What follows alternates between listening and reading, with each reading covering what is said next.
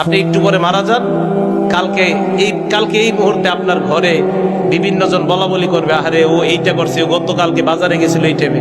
পরের দিন বলবে, আহারে ও এই শীতের কাপড়টা পরতো। তৃতীয় দিন বলবে, ও আসলে এই সেই।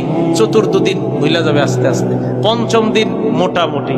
আস্তে আস্তে 1-1.5 মাস যাবে। গতি পৃথিবীর মতো চলতে থাকবে, আকাশ আকাশের মতো থাকবে, বাতাস বাতাসের মতো থাকবে। আপনার বন্ধু টন্ধু যারা যার যার কর্মস্থানে সে মতোই করবে, কিন্তু আমি আপনি কবরে থাকতে হবে। এটাই চূড়ান্ত বাস্তবতা।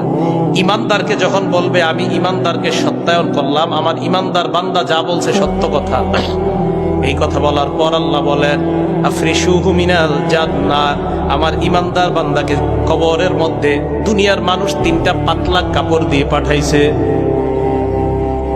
আল্লাহ বলবে আফরিশুহু মিনাল জান্নাহ, আমার বান্দার কবরে আমার বান্দার শরীরে জান্নাতের পোশাক পরায়া দাও। এরা পাতলা কাপড় দিছে, ওকে জান্নাতের পোশাক পরাও। আফরিশুহু মিনাল জান্নাহ, তার কবরে জান্নাতের বিছানা বিছায়া দাও। ওয়ালবিসুহু মিনাল জান্নাহ ওয়াফতাহু লাহু বাবান ইলাল জান্নাহ।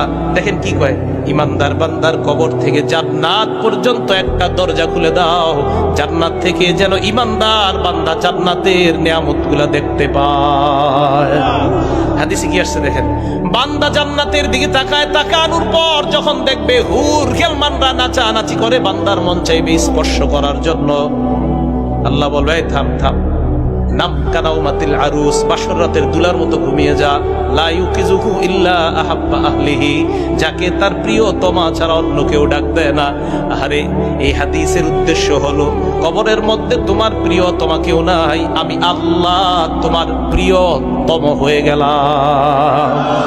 আল্লাহ প্রিয়তম, আমি কিয়ামতের মাঠে তোমাকে উঠাবো। ঘুমাও ঘুমাও।